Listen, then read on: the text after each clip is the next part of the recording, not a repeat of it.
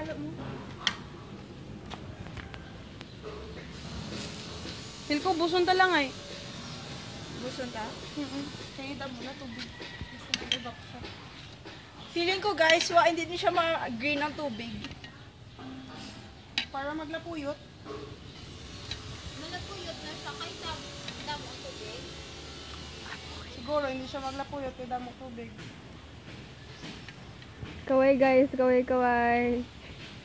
Hindi ka... Para taktong 6. Wait, dapat may seaweed gid niya. Mag-ano ni karon? Mag-mix sa... or extract. Extract lang na. Seaweed ba yung tao? Sobra ka mo. Basta all in all, 6 na 3 cups ang minutan.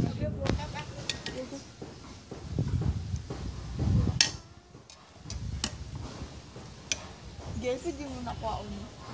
Alay na kamot ko eh. Shit.